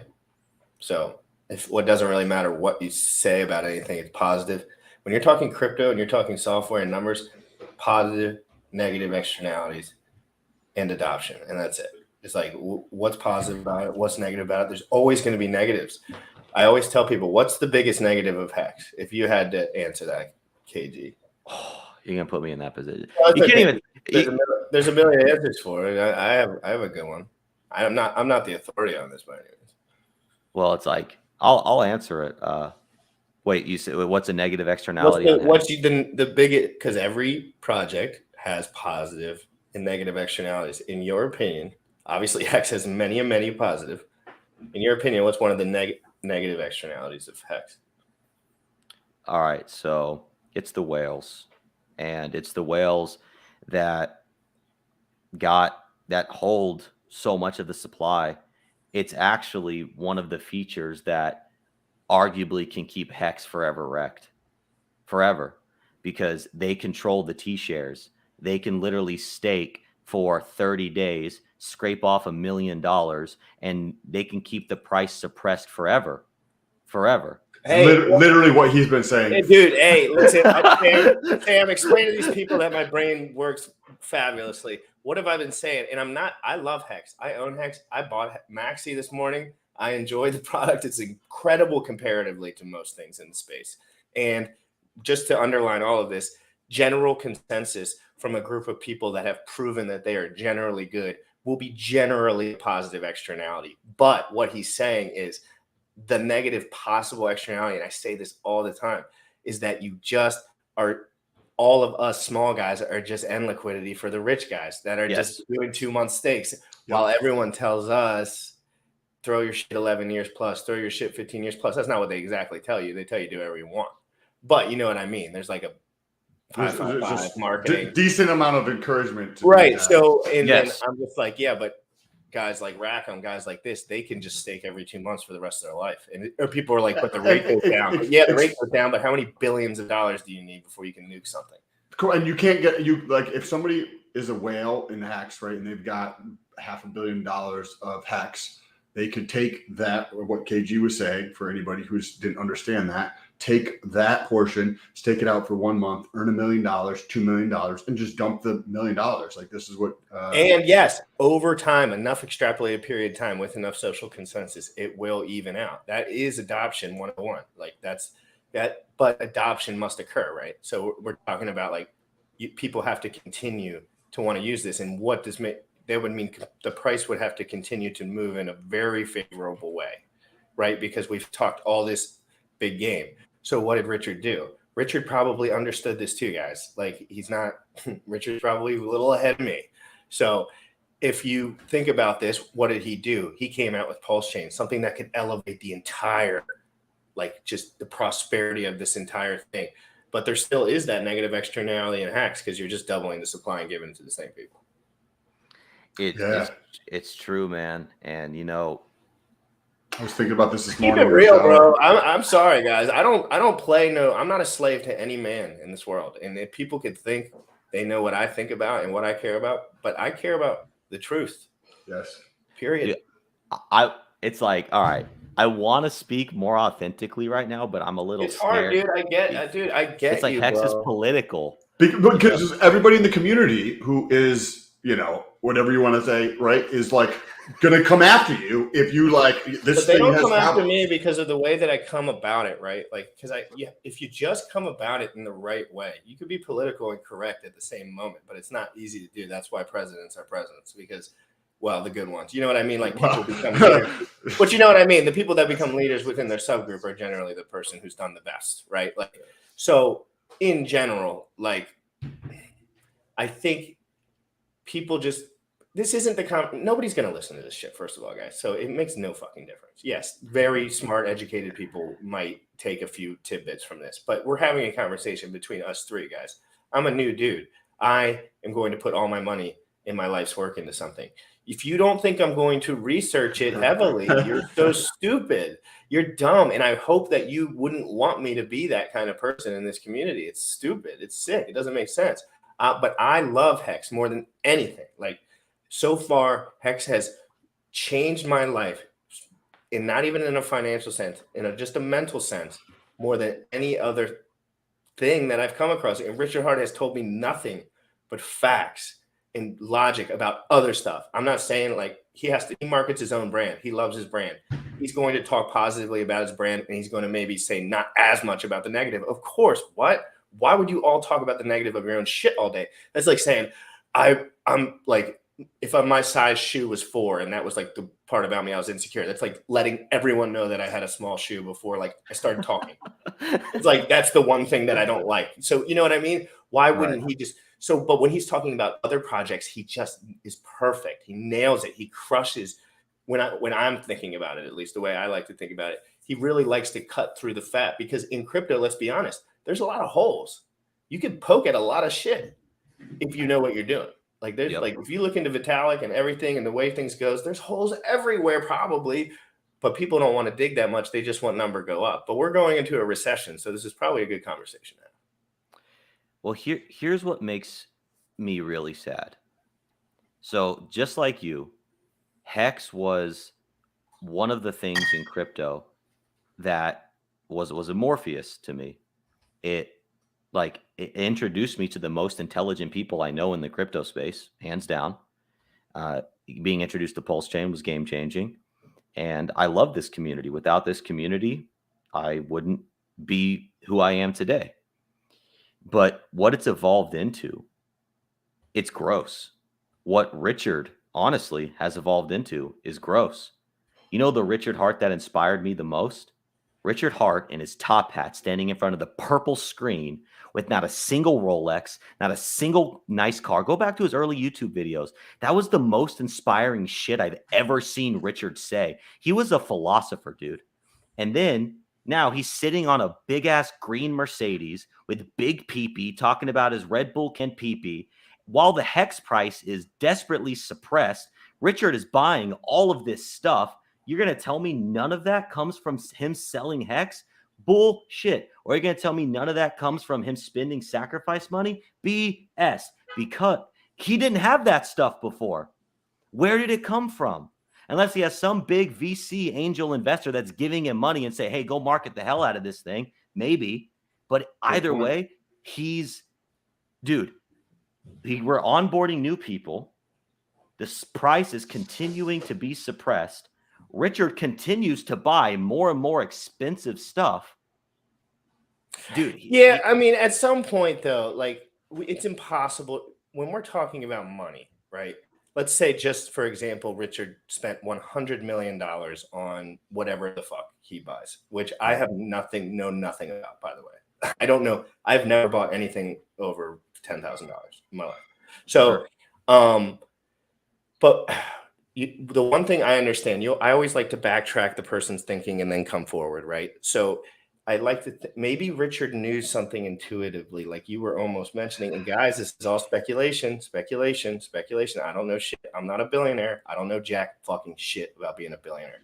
Okay. But I can assume maybe he knew, like, technically the adoption rate or something. Like, he knew, like, this was the best way to just get free attention and have more random ass people just buying Hex. Maybe there is like some underlying marketing thing, and for the amount of money that he has potentially. First of all, I don't know if he's allowed. Is he just allowed to buy Hex? Like, I guess so. I guess anyone can buy Hex at all times. I don't know the rules about all that shit, but like, it's his product, so I don't know how that exactly works. But anyway, I'm saying, like, what if he knows a little bit more about marketing long term, and he has a little, like, we're going into a degen society, whether you like it or not, KG, whether I like it or not. I go to the gym. The girls are hiking their pants up. They look 27 and they're 14. Okay. Do you know what I'm saying though? I do. So I'm not bullshitting on that. Like, this is true. Like, I go out there and I like girls and shit, but I'm disgusted almost. I'm like, this is weird. Not that I don't like the visual. I'm like, what the fuck are people doing? Where are their heads at? Why is this occurring? Right? Like, what are they looking at? Because, as you get older, you're just more like looking, right? You're just like, what is going on? But, I'm just saying. That's what KG is saying, though. I'm just saying, like, maybe he knows more about the marketing and extrapolate it into the future, and he kind of can just see that he just has to turn into this polarizing character, and maybe that's the fastest way to mass adoption. I hear you. I hear what you're saying, and look, there's some people saying that's all right. Just saying that. No, I want to amend what, not amend, but add to what I said. Like, look, Hex, full disclosure, is my biggest bag of any one crypto. I don't own any more of one crypto than I do of Hex. Okay. Outside of my own, but okay. Besides that, Richard, it breaks my heart because I've been watching Richard for over a year, and he's been a mentor to me in a lot of ways. I've talked to Richard. I legitimately like Richard as a human being, and I defend him all the time, but it's like, this person that he's become, it just maybe to me, because I'm just part of his game, maybe I don't see the force. Dude, because I'm saying we're from a different genre, dude. I want to tell you a little bit about my life, KG. Okay. Like, I did not have a real relationship with the internet until 2020, like, at all, other than my phone and just like calling and texting and just using it as the tool that the plebs do. I had never looked into crypto, anything advanced on the internet. I didn't know until I got into this shit. I did not know how to switch links. I was asking Bullish, how do I copy a picture? How do I paste a picture? Seriously, I was like, why is the picture worse on this when I copy it rather than post a link? All this shit I did not know. Okay. Like I was that new to it. So moving forward into this, I was like, just from a different perspective, right? Like my whole life has been driven by ego and validation my entire life. And you see that I'm not like that so much now because I've already experienced it. I don't like it anymore. I don't want to be people to only look at me because I look good to them. It's not as fun as you would imagine in real time. I promise. When you have no real connection with someone who would like to be with you in this fantasy world, but they really would never want an intent to learn about your brain intimately, it's kind of weird in a way, but like, I just got over that because I did it so much. So maybe like when you're learning about people's experience moving forward, he's also experiencing new life. He's also learning and growing as a man. He was probably a desk jockey for 30 years. And I don't know that to be certain. I really have no clue. I know he said he traveled, but he said he was a video game guy. So what do I know about video game guys? They don't experience anything and then they come into spaces like this and they're very smart. But I always can catch them because I'm like, you have no real life application. I could tell. I'm not talking about Richard, but in general. So maybe he's just moving into this new experiential thing. And like, he's also a billionaire. Like, let's be real. Like, and maybe the marketing, how much people spend on marketing, KG. Marketing is the biggest industry in the United States of America. To say that somebody's money being allocated to us, because let's be honest, it's marketing, whether it's a part of his personality or not. He's just marketing. Sure. Because marketing is everything in this world. From my perspective, he's trying to take over, and this is the route that he finds the easiest in this way while he takes care of the software. But again, with the negative externalities and Hex, it is something to keep in mind. But again, we're having faith in good players in the society, and that's where the third party risk comes in a little bit. See, and I don't disagree with Richard's marketing strategy being effective in the sense that people are talking about Richard, right? I don't care if you love him or you hate him, you're talking about him. So I'm not arguing the efficacy of him getting into people's brains. Where Richard, look, I'm just one guy's opinion. I don't know everything. People are going to think I'm fudding. People are going to think I hate Hex, whatever. You could be that close-minded if you want. That's fine.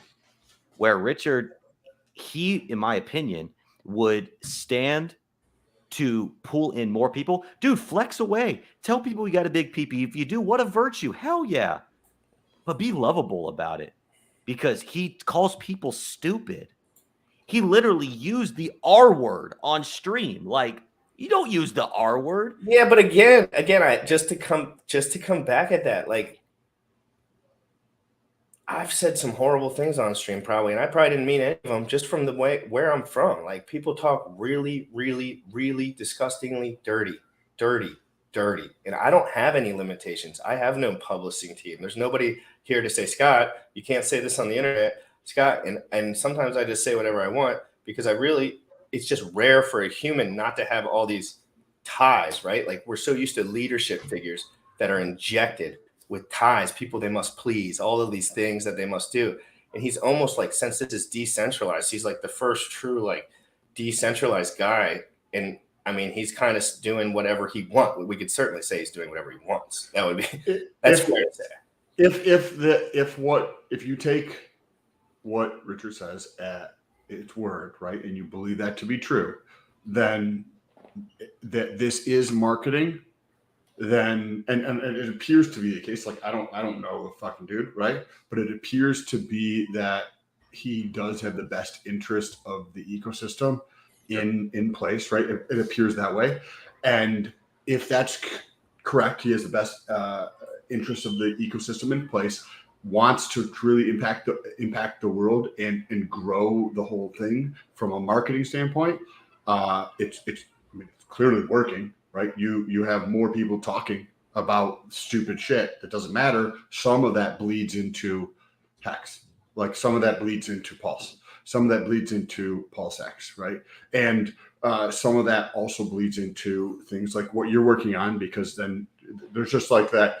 The funnel at the top expands because of that, whether you agree with it or don't agree with it, right? But it appears from where I'm sitting and my point of view that it is working. Whether I agree with it or don't agree with it, I think it's probably to be in that position and think about things at that, because when you think about marketing, right, you're like, what can you get the biggest bang for the buck in terms of other people talking about you? Because when you create a product or service or whatever it is, if you want to really grow that big, you have to have other people talk about your shit, because marketing is just not going to work. Like you have to have people get on it enough so that they tell other humans about their experience with that thing, right? Whatever that is. And using things that are very like Instagrammable or memeable tends to be very good. So if you're like, okay, I'm going to be spending, $75 million this year to grow my brand.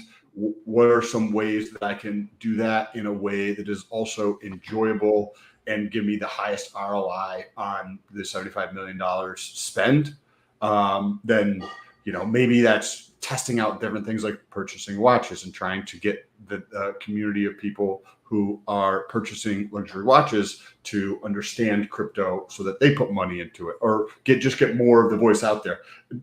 That's just how I'm thinking about it, because I'm like, oh, that might be a fun project to actually take a look at the data that he has in the background. Whether I agree with the strategy or how he goes about it, it's completely fucking irrelevant in my, like, nobody gives a shit. Who am I to like talk about, right? In the sense, but I'm like, that's probably a cool spot to think about how can I go through and actually create more like other people talking about me, in the sense to like increase the whole thing. And he does that well. And look, I'm finding myself feeling a little regretful because I see all these people tearing into me. So no. There's a couple things I want to address. So someone said, "Oh, KG down on his bags." I've actually been in Hex pre-double-digit pennies. I'm nothing but up on my Hex. I'm not mad at the gains that I've made. Again, this is my biggest bag in crypto. I'm not mad at it. Okay. It's just, it's not the approach you would probably take if you were in that position. And correct. And it's more than just Richard Hart. Like, there are fundamental problems. Oh goodness. There are fundamental problems with Hex.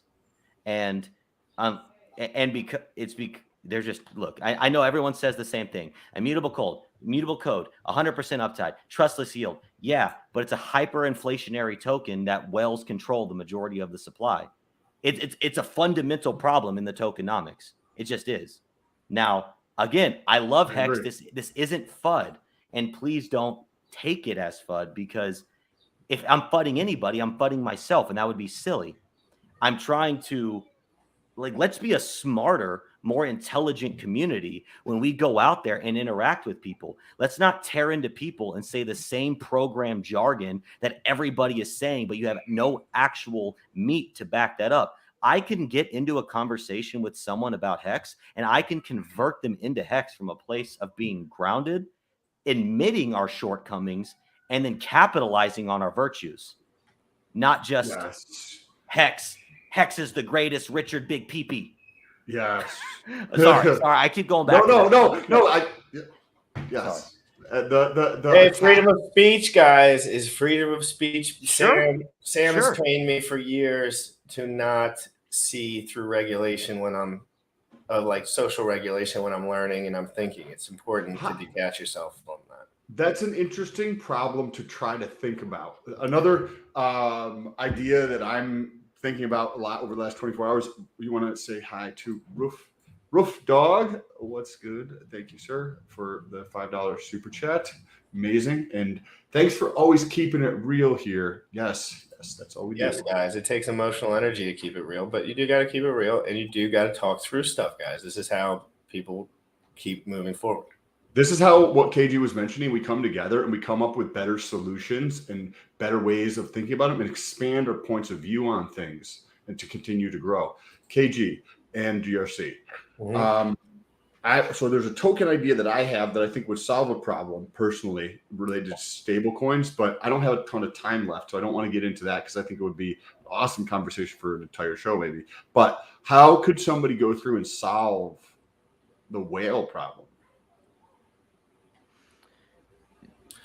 it may not be solvable. I mean, because it just may not be unless the whales continue to sell over time without staking and collecting the yield, which would be a supply redistribution. So it would suppress the price for some time. But if we as a community stayed strong, we could buy up that supply and the wealth would be redistributed. Because another thing too that happened with Hex is and you see this in all projects really, so this isn't a Hex problem, this is a crypto problem. You have tokens minted, then you have a liquidity pool that is based on only a certain amount of the supply, not the full supply, right? No one ever puts the full supply of the crypto into the initial liquidity pool. It just doesn't happen. So what happens is new people come into the system and they put new money into the liquidity pool, and then tokens that were never in the liquidity pool extract value and now put those tokens into real circulation, right? So the ratio of Hex that exists, that has been filtered through a liquidity pool, so to speak, and that has not, is still a very, I don't know the exact number, but the margin is large. Because if the OA truly does own 70% of the Hex, well, that's a lot. Some cryptos own 90%, some cryptos own 95%. So Hex isn't even the biggest. This is a crypto problem, not a Hex problem. And also centralized ownership. Yeah. I mean, again, that's another rabbit hole. Go ahead. Sorry. No, you go ahead. I was thinking about that and okay, so if I was in that shoes, how could I kind of build more trust? But then so to build trust, it's almost like you have to talk shit about yourself, so to speak, in some sense, because you have to bring a level of authenticity that is not there. And to bring that level of authenticity, you have to be vulnerable, right? And sometimes to be vulnerable, it's like taking swipes of yourself, so to speak, like what KG was doing, right? He's like, hey, if you want the best deal to swap, don't use the app. Go to a DAX. That's what you're doing. That's what you're effectively doing. So I'm like, if I was designing this, what would be something that I might do to design it in a way that builds more trust among everybody? And I'm like, okay, if I own 90% of the supply or whatever the OA address owns in Hex, and nobody would probably believe it, but somehow, yes, this is the address that I own, but then you literally destroy the seed phrases or make it so that there's no way I could possibly access that. It's a wall, right? Somebody stole. I had a Bitcoin back in 2013.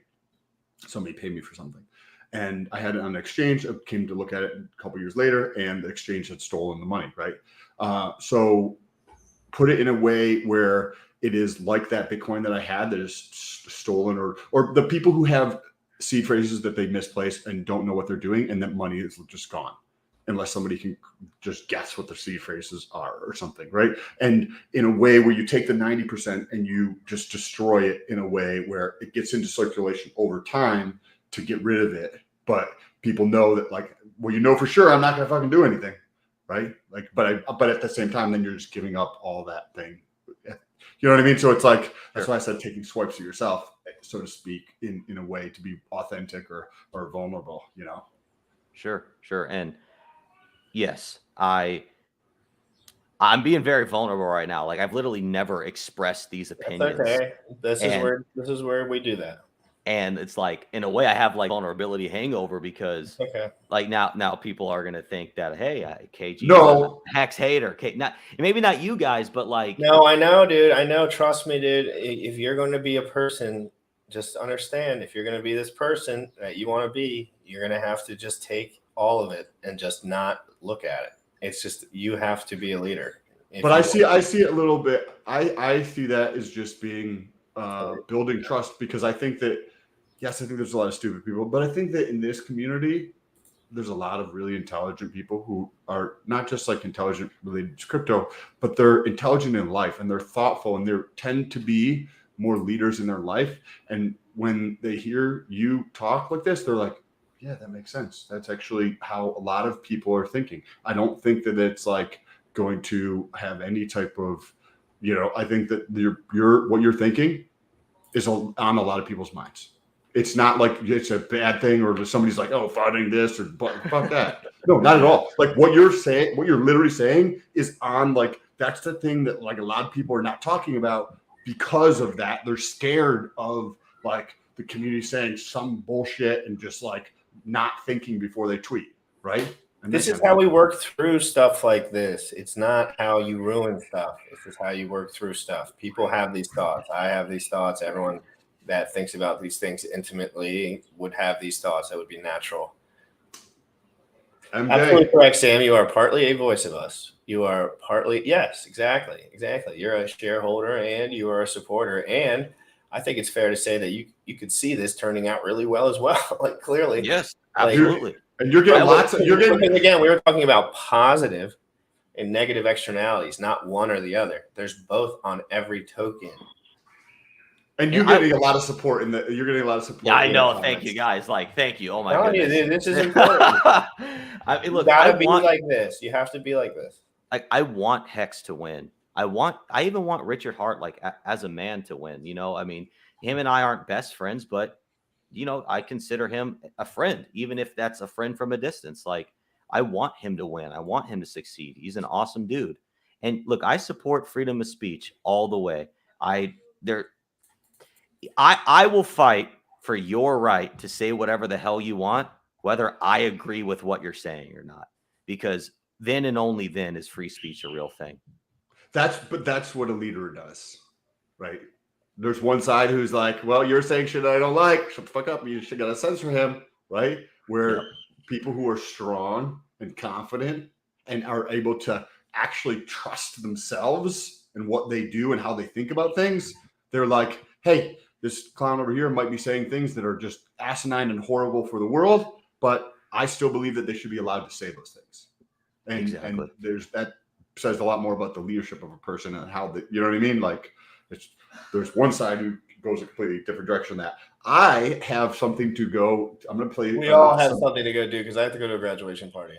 Okay, cool. I got some disc golf to play. I hope you enjoy your graduation party. Hey, KG, I'm super excited for you, dude. This project sounds awesome. KG, you have to understand that I'm assuming there's some social resistance in your life that you haven't completely like had full force yet. But I promise you, I've had social resistance my entire life.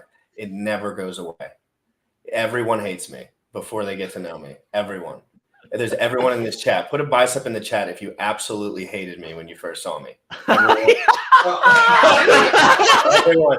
Biceps in the chat if you thought I was the most stuck up, lied about getting hacked, all the shit, dumb, doesn't know what he's saying, wants to be famous only. That's why he's a hex streamer, because I want to be famous. Like, I mean, that's not necessarily how fame works generally. But guys, in general, thank you so much, KG. Your insight, incredible. Sam Stoll, your insight, incredible. Guys, with all these projects, if there's loose ends, unfortunately, I'm going to cover them. So I look into all this shit. You guys assume people send me shit all day long. I'm going to look into stuff. We are hoping everything works out in the future. We're going to go into a pretty rough time right now. Not necessarily for us, whatever. Macroeconomically speaking, though, 100%. In general. So just remember, guys, to be gentle, easy. Everyone's living their lives. Everyone's just trying their best. But at the end of the day, we're talking about software. We're talking about adoption. A lot of million things can happen. They could probably lock us all in our houses if they wanted to. So, guys, remember, the factors are unlimited. Last thing here, if you guys found it interesting, you should follow me on Twitter. I'm trying to win a contest that ends July 30th. So if you guys want to support, link down below for Twitter. You can also find GRC there. KG is down there as well. He's got a dope like profile picture over there. So if you want to support, jump down below. You can follow through on my link and then look for KG and GRC as well. Appreciate you guys. I got to run. It takes me 15 minutes to drive there, and that's supposed to be there at 1:15. So all right, guys, I'm going to play the outro video. KG, I will catch up with you soon. I'm going to hop off by the time I pump out the live. I will talk to you soon. Guys, this is Crypto in the Morning. Peace Have an out, absolutely KG. wonderful day. Thanks for having me on, man. Young folks, you tripping on them motherfucker. Richard Hart. Richard Hart. Bought my hex from the fucking start. 1.1 every day we murk. By my hex from the fucking start. Sacrificing all this bread like I'm Richard Hart. Got paid on big payday and I had a hairy start. Now I'm checking on my pulse just to check my heart. By my hex from the fucking start. Sacrificing all this bread like I'm Richard Hart. Got paid on big payday and I had a hairy start. Now I'm checking on my pulse just to check my heart. Checking my MetaMask moving. Look at the hex, he is mooning. Looking at wives they be choosing. Peter is why they be losing. Pull chains out and they'll get me a check. He's gas up and got me a mess. Remember the times he died collect. Hex I been eating, I'm dying in the best. Getting this back like a year ago. Getting this post, I ain't letting go. Swerving the ring like a Lambo. Getting this back like a year ago. Getting this post, I ain't letting go. Swerving the ring like a Lambo. By my hex from the fucking start. Sacrificing all this bread like I'm Richard Hart. Got paid on big payday and I had a hairy start. Now I'm checking on my pulse just to check my heart. By my hex from the fucking start. Sacrificing all this bread like I'm Richard Hart. Got paid on big payday